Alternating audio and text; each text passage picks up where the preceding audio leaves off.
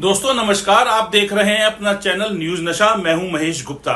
इन दिनों एक कमाल का कॉम्बो है। एक और हमारी जमीन को चीन आसानी से खिसकाता जा रहा है। गांव दर गांव विकास चीन के नक्शे में जुड़ रहा है, मगर दूसरी ओर हमें बहलाने के लिए मीडिया में हेडलाइन बनती है, भारत की रेंज में आया पूरा पीओके, आतंकी बदलने लगे ठिकाना, पाक सरकार भी कर रही है मदद।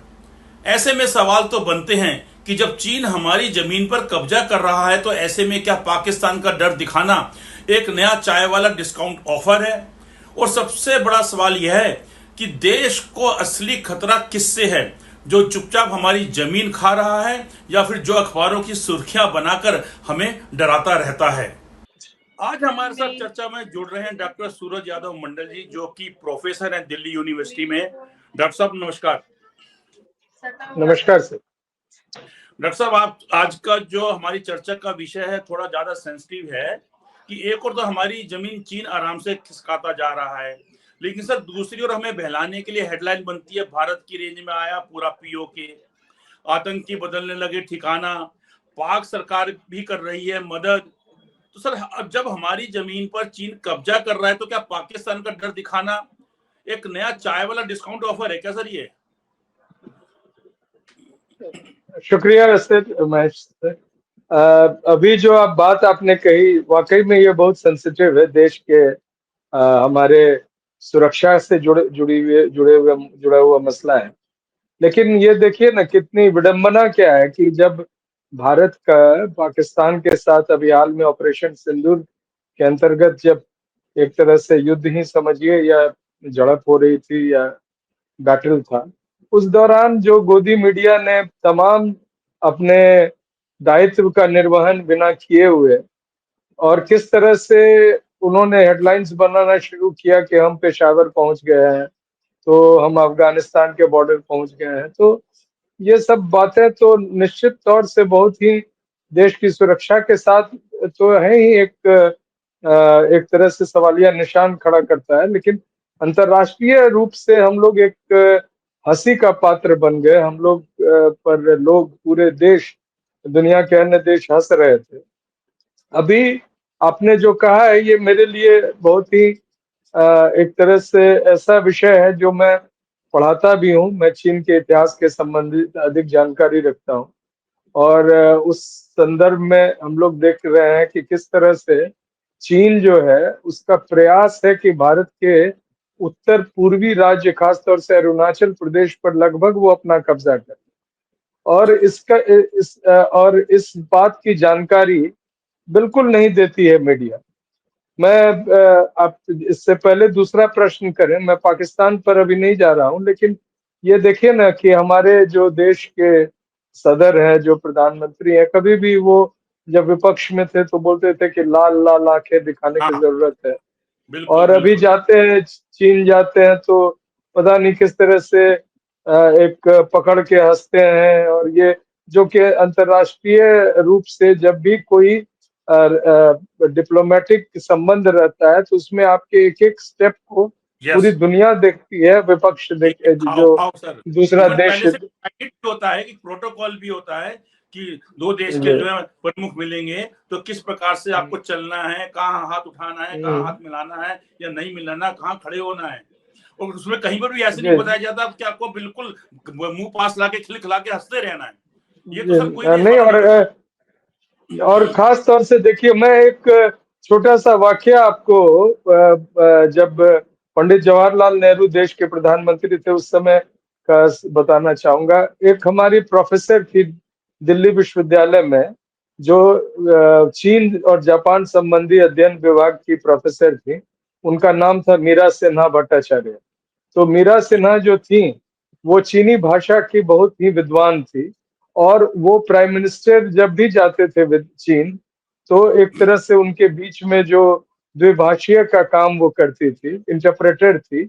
और जब भी वो कई बार वो यात्रा की पंडित जवाहरलाल नेहरू के साथ चीन में, और यहाँ तक कि जो वहाँ के प्रधानमंत्री थे चाउ एन लाई, उनसे वो व्यक्तिगत रूप से भी उनका एक तरह से संपर्क हुआ, वो जान पहचान हो गई और वो जानते थे। तो फिर एक अंतरराष्ट्रीय महिला सम्मेलन हुआ चीन में, और वहां पर सभी देश जो थे, खासतौर से एशिया के देश, उनकी जो महिला प्रतिनिधि थी वो एक लाइन में खड़ी थी और वहां के प्रधानमंत्री चावन लाई एक एक करके मिल रहे थे लोगों से। उसी समय भारत के साथ उनका एक प्रकार से जो अंतर्राष्ट्रीय संबंध है वो बिगड़ने लगा था, इस वजह से कि क्योंकि उन्होंने तिब्बत पर आक्रमण किया था और भारत ने 1959 में तिब्बत के जो धर्म गुरु थे दलाई लामा, उनको भारत में एक तरह से उनको पनाह दी थी, उनको असाइलम दिया। आज भी वो भारत में ही है। तो इसके कारण चीन जो है भारत से बहुत ही नाराज था। और वो नाराजगी कैसे व्यक्त की गई इसको मैं बताता हूँ, चूंकि ये बात वो हमारी प्रोफेसर, चूंकि मैं उनका स्टूडेंट था तो उन्होंने क्लास में बताया था हमको, तो मुझे याद है। उन्होंने कहा कि तमाम जो महिलाएं थी एक एक के, जैसे अफगानिस्तान, पाकिस्तान, फिर इंडिया, तो इंडिया की प्रतिनिधि मीरा सिन्हा मैडम थी, वो प्रोफेसर मीरा सिन्हा थी। तो वो जब चावला आ रहे थे मिलने के लिए तो उनके ठीक पहले पाकिस्तान की प्रतिनिधि खड़े, तो उनसे उन्होंने बड़ी आत्मीयता के साथ वो मिले, हाथ वाथ मिलाया। तो ये इनको समझ में था कि वो तो मुझे व्यक्तिगत रूप से जानते हैं, तो और भी बातें होंगी। और चूंकि ये चीनी भाषा की बहुत अच्छी हम्म, ज्ञाता थी तो चीनी भाषा में उस इनका वार्तालाप होता उसकी था। बात है। तो ये उनको विश करना चाहिए, लेकिन आप देखिए कि चावला इनको स्किप करके, बिना इनकी ओर देखे, बिना कोई अभिवादन किए या अभिवादन को स्वीकार किए, वो आगे चले गए और दूसरे देश की जो प्रतिनिधि थी उनसे बात कही। कहने का अर्थ है कि अंतरराष्ट्रीय जो व्यवहार होता है, जो एक प्रकार से डिप्लोमेसी का पार्ट होता है, उसमें आप किस प्रकार नाराज हैं कि खुश हैं किसी देश से, उसका अभिव्यक्ति उस समय होता है जब अंतरराष्ट्रीय मंच पर आप उसके जो शीर्ष नेता हैं या जो प्रधानमंत्री कहिए उनसे आप रूबरू होते हैं। ये गए और जी पिंग के साथ जो इनका जो वार्तालाप हो रहा है, उन्होंने, आप वीडियो देखिएगा, वो इस बार एक हॉल में ये उनसे मिलने जा रहे थे, बड़ी खुशी खुशी हाथ वाथ उठाने लगे, तब तक वो हाथ मिलाने से लगभग वो सीधे इनको कुर्सी पे बैठने का इशारा कर दिया। तो ठीक बात। अब ये देखा जाए कि हम क्या खो रहे हैं। पाकिस्तान के साथ एक हमारा बहुत ही एक प्रकार से ऐसा जंग 1962 में हुआ था जिसमें हमारे वीर सैनिकों ने तमाम दिक्कतों को सहते हुए, वो एक तरह से हिमालय के युद्ध में उस प्रकार से उनकी ट्रेनिंग नहीं थी, उनके पास सामग्री नहीं थी, उनके पास बर्फ में चलने वाले जूते नहीं थे, उनके पास वो आधुनिक हथियार नहीं थे, उसके बावजूद वो युद्ध लड़े। और सबसे घनघोर और सबसे भीषण युद्ध हुआ था रिजांगला का युद्ध। और मैं इसमें बताऊंगा कि मैं कई वो उस युद्ध में लगभग 150 से अधिक या 124 कहा जाए जो अहिर हरियाणा और जो राजस्थान के इलाके के थे, वो वहां पर तैनात थे कुमाऊं रेजिमेंट के पार्ट में।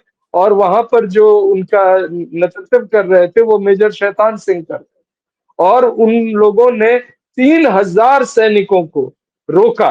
और इस पूरे इस युद्ध में जो ये तमाम 124 में सिर्फ 6 जो सैनिक थे वो घायल अवस्था में किसी तरह बचे।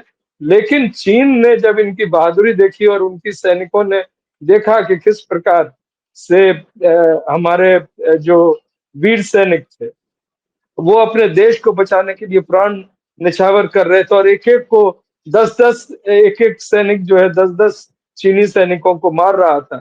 तो उन्होंने एक प्रकार से वापस कदम खींच लिया और वहां युद्ध विराम की घोषणा हुई। वो युद्ध विराम आगे तक चला।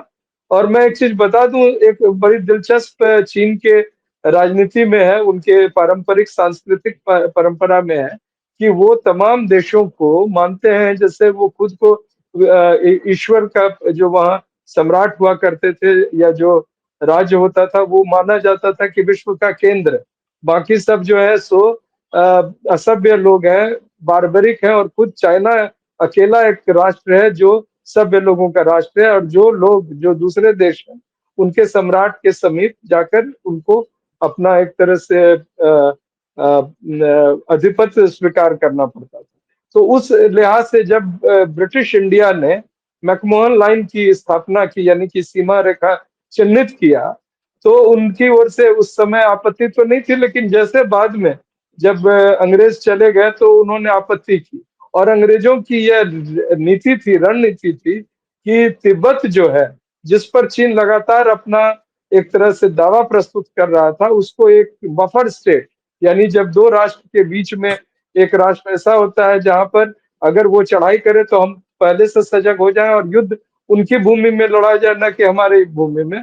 लेकिन वो क्या किए, तिब्बत को अपने में मिला लिए, और उस समय पंडित जवाहरलाल नेहरू की तरफ से उस ढंग से विरोध नहीं हुआ। लेकिन उन्होंने वहां के जो धर्म गुरु थे उनको उन्होंने भारत में असाइलम दिया, जो दलाई लामा है। तो आज इसी प्रकार उसी क्रम में आप देखिए, हजारों वर्ग किलोमीटर वो निरंतर आगे बढ़ रहे हैं। सबसे जो नवीनतम झड़प जो हुई थी, जिसमें हमारे लगभग 20 सैनिक या तो उनको चोटें आई थी, या उनमें से कुछ लोग शहीद भी हुए, जो 2020 के लगभग, या 2021, जब कोविड का समय ही चल रहा था, उसी दौरान वहां पर हुआ था।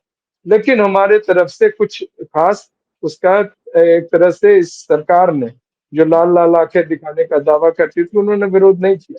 और सबसे आश्चर्य का विषय है कि भारतीय जनता पार्टी के ही मुख्यमंत्री जो अरुणाचल प्रदेश के हैं, उनके सांसद जो है सदन के अंदर, लोकसभा में एक मसले को उठाया और कहा कि हमारे हजारों किलोमीटर जमीन को चीन ने कब्जा कर रखा है, और वो एक शहर और गांव बसा दिए है अरुणाचल प्रदेश के समीप में।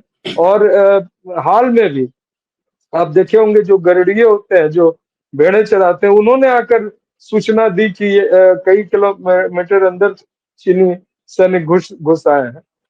क्या हम इतने एक तरह से कमजोर हैं कि उनको हम रोक भी नहीं सकते हैं? रोकना तो दूर, हमारे जो फाइनेंस मिनिस्टर है, कॉमर्स के मिनिस्टर है, वो कहते हैं कि हमारा सारा जो अर्थव्यवस्था है, बड़ी व्यवस्था, जो फॉरेन मिनिस्टर है जयशंकर जी, जिनके बारे में भारतीय जनता पार्टी के ही नेता सुब्रमण्यम स्वामी ने बहुत ही ऐसी टिप्पणी की है, जिसको आपके चैनल पे बताने के लिए मैं नहीं समझता हूँ उचित है। लेकिन वो बहुत ही एक तरह से अपमानजनक टिप्पणी थी किसी मंत्री के बारे में, और वो भारतीय जनता पार्टी के नेता है। उन्होंने जो तो ये जयशंकर जी ने बयान दिया कि इतने बड़े अर्थव्यवस्था के साथ हम थोड़ा ही चुनौती और प्रस्तुत कर सकते हैं या उनसे लड़ सकते हैं।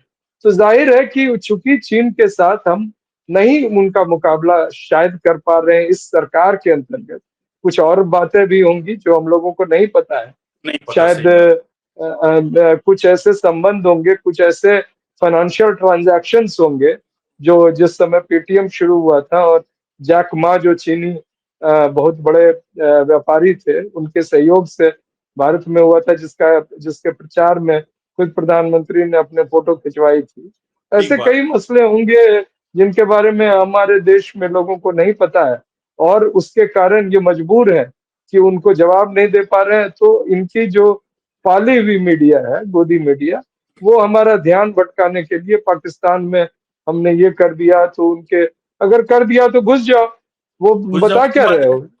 ठीक बात है। चले जाओ, पीओके ले लो।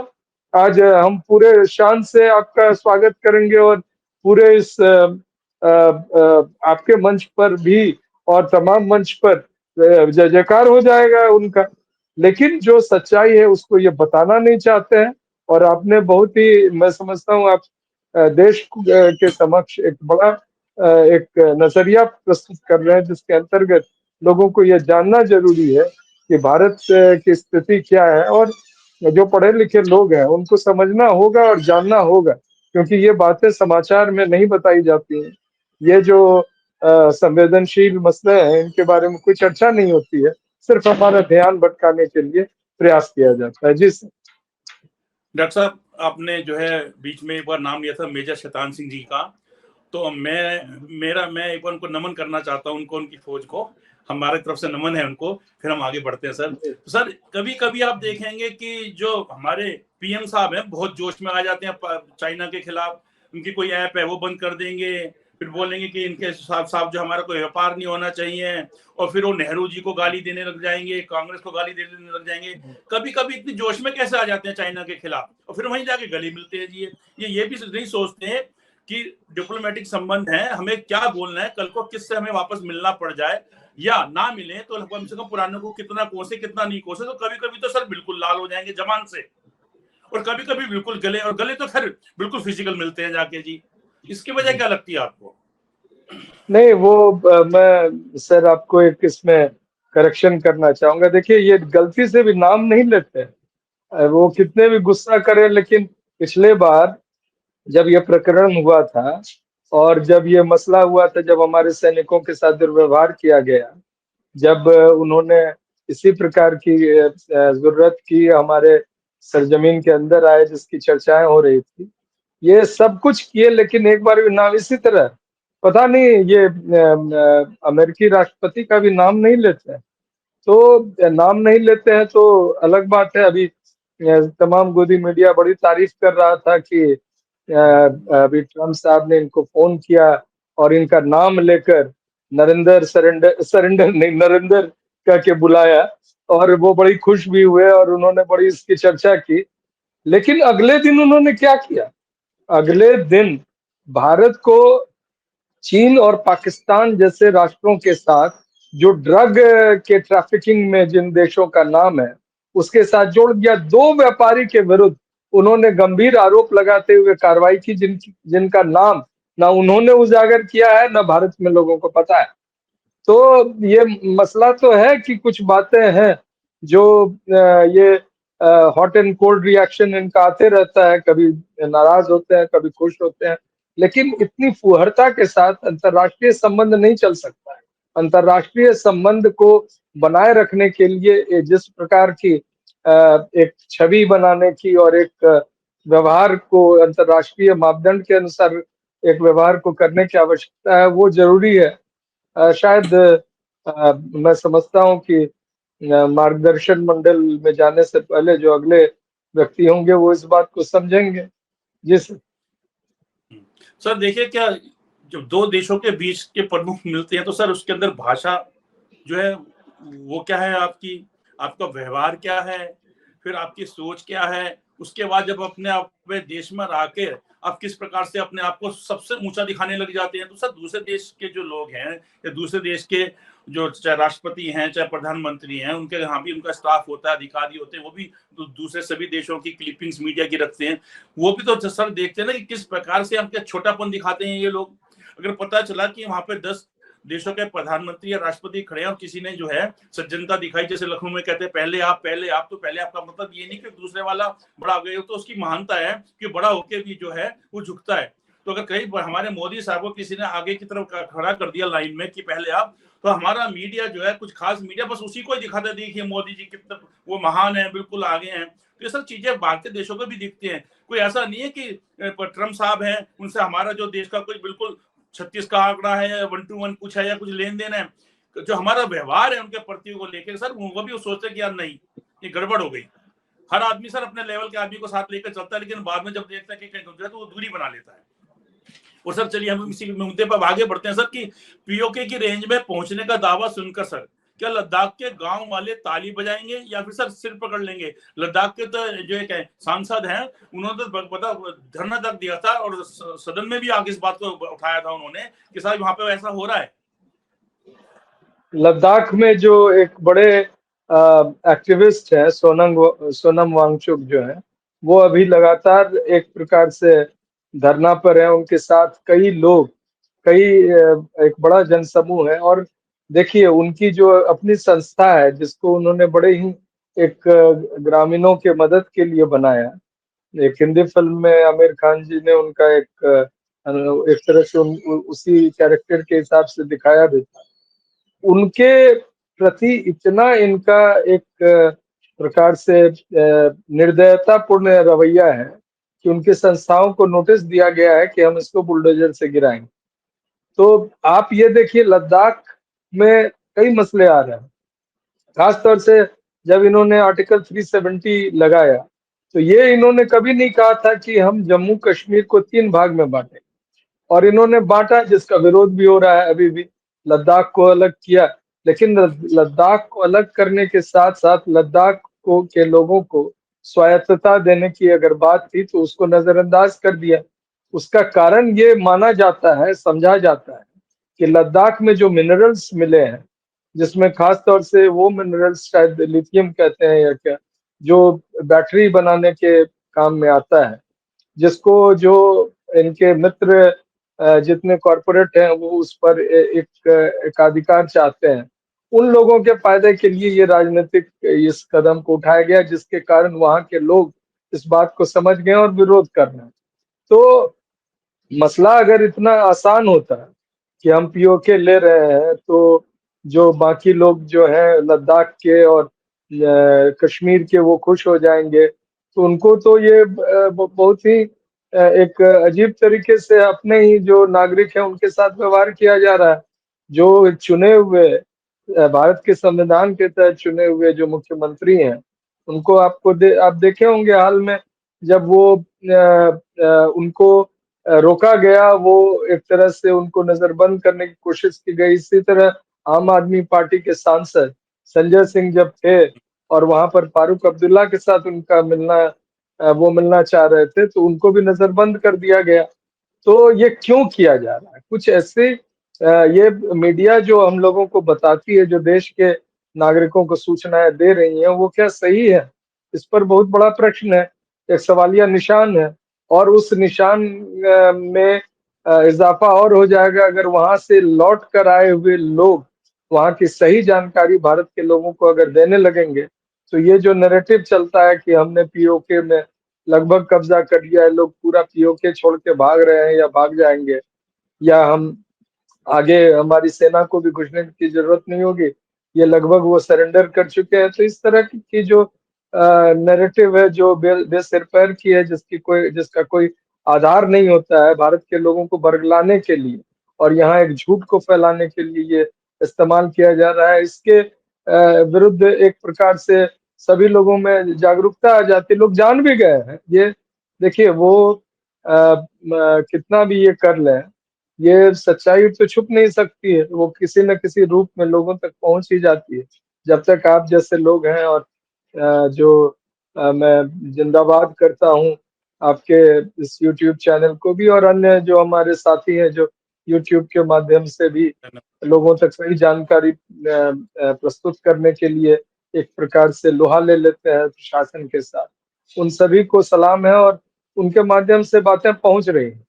तो ये एक बड़ा विषय है। इसमें विश्वविद्यालय स्तर के लोगों का विशेष योगदान योगदान है, क्योंकि वो इसकी पढ़ाई करते हैं, तो उनकी जो इस पर रिसर्च है, यानी कि शोध है, उन बातों के माध्यम से लोगों तक और भी पता चले, तो शायद ये बेहतर स्थिति होगी देश के बारे में। जिस सर, आपको क्या लगता है सर कि पीओके की तरफ मिसाइल का रेंज मैप दिखाने से क्या गलवान की जमीन वापस आ जाएगी सर? एक बहुत दिलचस्प बात युद्ध में जो अभी हुआ था वो मैं बताना चाहूंगा। एक इंटरनेशनल मीडिया जो है वो भारत और पाकिस्तान के बीच में जो झड़पें हो रही थी, उसमें उनकी अधिक दिलचस्पी नहीं थी। वो कौन जीत रहा है कौन हार रहा है उससे कोई लेना देना। वो व्यापारी है मूलतः, और अपने व्यापार को, यानी कि जो वो बेचते हैं जो हथियार, उस हथियार की कितनी अधिक वो उस युद्ध में ही वो फैसला होता है कि किसका हथियार बेहतर है। तो सही यहाँ बात। दो हथियारों का होड़ लगा हुआ था। एक तो भारत ने बहुत ही हाई क्वालिटी का जो एयरक्राफ्ट जो है, जिसको रफाल के नाम से हम जानते हैं, जो युद्ध विमान है, वो था। और दूसरे तरफ पाकिस्तान को चीन द्वारा दिया गया एक मिसाइल सिस्टम था, जो जिसमें वो एक तरह से इस्तेमाल कर रहे थे, जो रिमोट कंट्रोल डिवाइस का, उसको अब दोनों ओर से दावा था।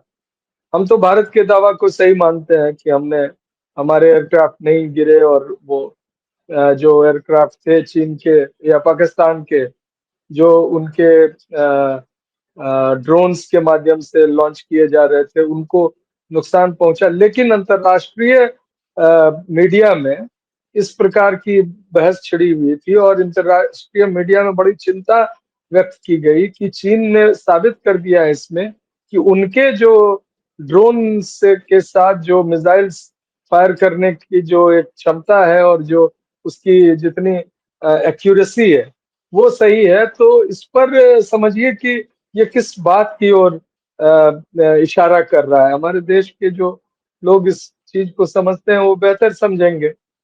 तो ये बातें तो है कि आप मिसाइल उधर कर दीजिए तो क्या उनके पास नहीं? वो इन्होंने दावा किया था कि उनकी इकोनॉमी जो है ध्वस्त हो चुकी है, लेकिन ठीक है, इन वक्त पर आईएमएफ जिसमें अमेरिका का बहुत अधिक रोल होता है, उन्होंने इनको एक बड़ा पैकेज देके इनके अर्थव्यवस्था को मजबूत करने का कोशिश किया, जो इस समय बहुत ही रणनीतिक रूप से हमारे लिए ठीक नहीं था। अगर उनकी अर्थव्यवस्था इतनी कमजोर रहती वो खुद सरेंडर करते, लेकिन ये हुआ तो वो कहना उचित नहीं होगा कि हमारे ड्रोन्स और मिसाइल्स उधर हैं, धनुष लेके हमारा मुकाबला कर रहे हैं। ये सोचना ठीक नहीं हो। सर, क्या चीन के सामने जो हमारी चुप्पी है उसको पाकिस्तानी धमकियों के शोरगुल से ढका जाता है? जो जो हमारा मीडिया करता है, हमारी मीडिया की सर हरकत ये है कि कहावत है ना कि सर हम देखते हैं कि बिल्ली है, बिल्ली को जो है कबूतर कबूतर के सामने जो बिल्ली होती है उसको खाने को आ रही है तो कबूतर अपनी आंख बंद कर लेता है। कबूतर सोचता है मुझे बिल्ली नहीं दिख रही, मैं सेफ हो गया, अब बिल्ली खा जाती है। तो सर कभी भी दूसरे को कमजोर समझना सर अपनी एक हार को तय करने वाली बात हो जाती है। हमेशा दूसरे को मजबूत समझना चाहिए और दूसरे के मजबूती को अपने से जब ज्यादा मजबूत हम समझेंगे तो तभी ज्यादा जो है हम चिंता भी करेंगे और मुझे अपनी मजबूती भी दिखाएंगे। अदरवाइज क्या होता है सर, मन के अंदर एक ओवर कॉन्फिडेंस आ जाता है और ओवर कॉन्फिडेंस हमेशा हर जगह नुकसान देता है। और हमारा मीडिया ने तो सर बिल्कुल क्या मतलब आपको पता ही कि पाकिस्तान के कई जो है इलाके भारत में मिलवा दिए थे कि रात को डिनर हम यहाँ करेंगे, सवेरे ब्रेकफास्ट जो हम पाकिस्तान के वहां करेंगे। तो क्या मतलब हमारे मीडिया ने भूमिका निभाई है, भगवान जाने क्या चाहते हैं और क्या करेंगे हमारे देश का। तो जो भी कुछ होता है ना सर, तो चीन के सामने हमारी चुप्पी है तो चुप्पी ना आए तो पाकिस्तान की धमकियों का जिक्र करने लग जाएंगे, भारत पाक को दिखाने लग जाएंगे, हिंदू मुसलमान को दिखाने लग जाएंगे। जी सर। जी पाकिस्तान को इस पूरे नैरेटिव में केंद्र में रखने के पीछे दो मकसद है। एक तो पाकिस्तान को हम लोग युद्ध में पराजित कर चुके हैं।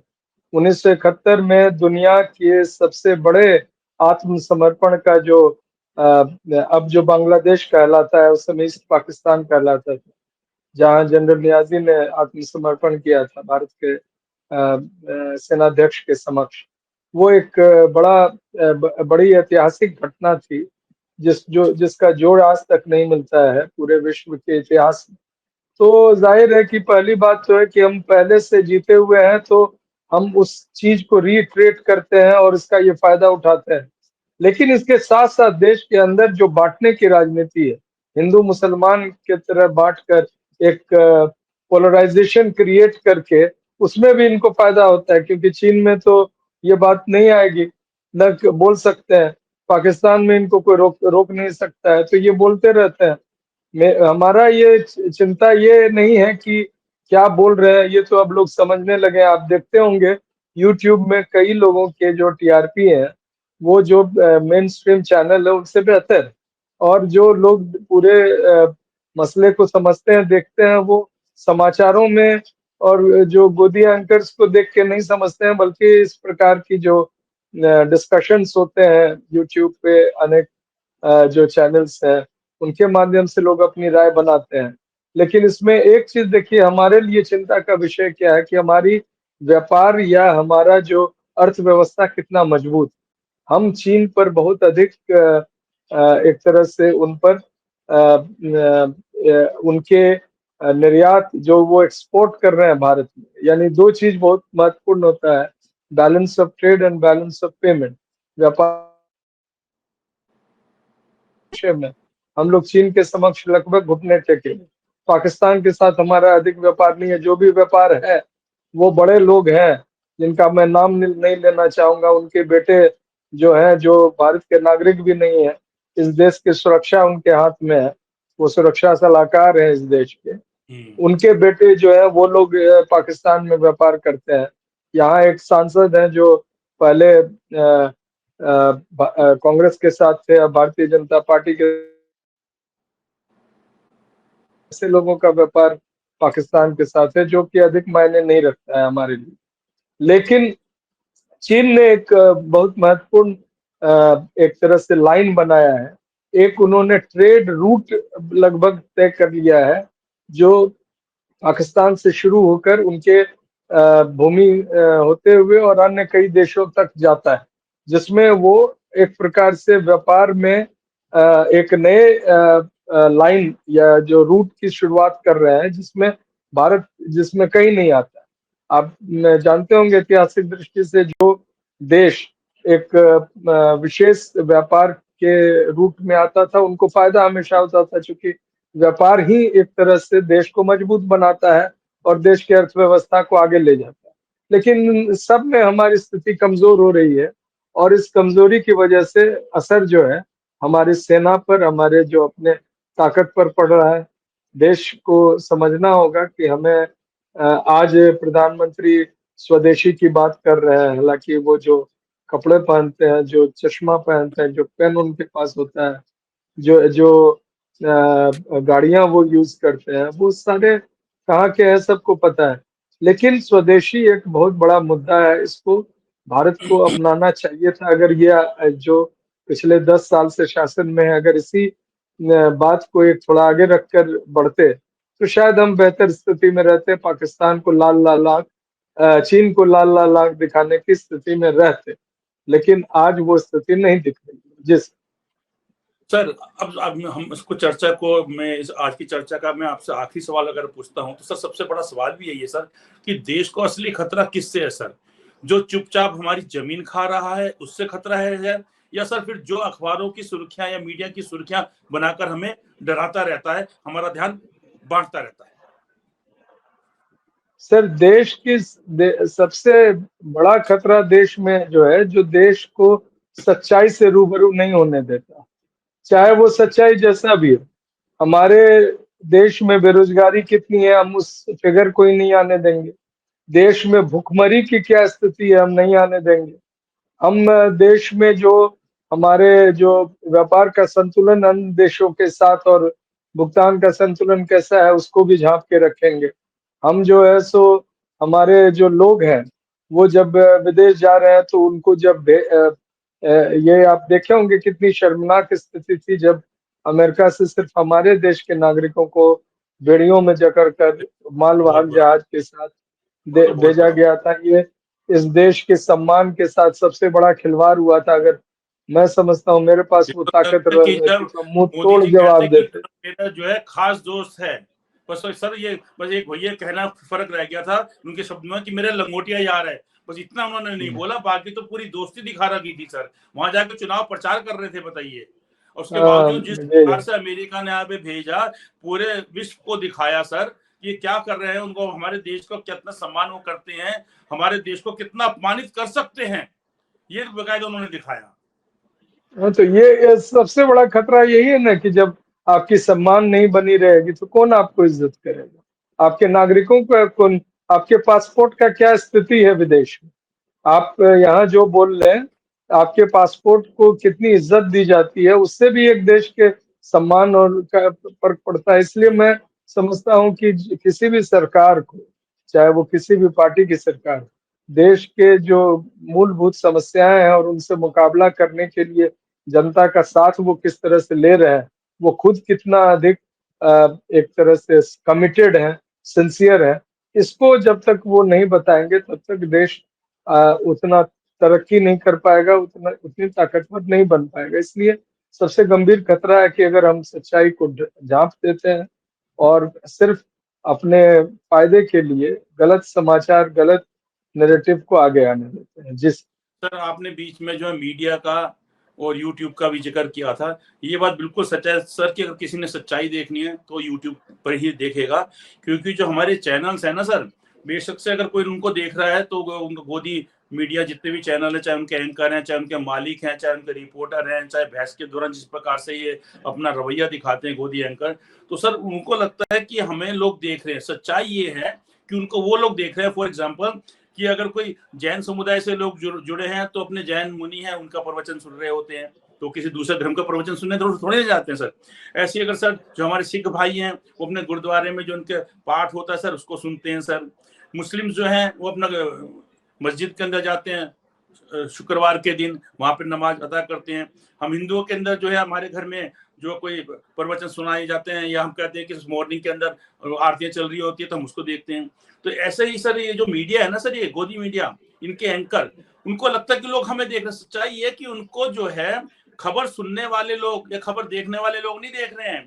वो जो मोदी हैं के भक्त हैं, यही कह लीजिए कि बिल्कुल अंधभक्त हैं सर, वही देखते हैं। क्यों? क्योंकि उनको वो चीज पसंद आती है, क्योंकि वो उसी चीज से जुड़े हुए हैं। वो खबरों के लिए इनको नहीं देखते हैं।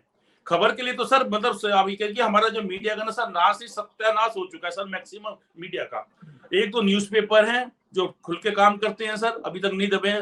प्रणाम उन अखबार वालों को जिन्होंने जो खूब दब के छाप रहे हैं, उनके मालिकों की भी हिम्मत को हम जो नमन करते हैं सर। उसके अलावा एक आधा मीडिया है इलेक्ट्रॉनिक मीडिया, वो अपने रूट पर थोड़े से जमे हुए हैं। चलिए सर, आज की चर्चा को हम ये समाप्त करते हैं सर, फिर एक नई चर्चा को लेकर आपसे फिर जल्द जुड़ेंगे सर। नमस्कार। बहुत बहुत धन्यवाद। नमस्ते सर। और आप हमसे जुड़े रहने के लिए सब्सक्राइब करें YouTube पर, फॉलो करें Twitter पर और लाइक करें Facebook पर। और ज्यादा जानकारी के लिए आपको टाइप करना होगा सिर्फ न्यूज नशा।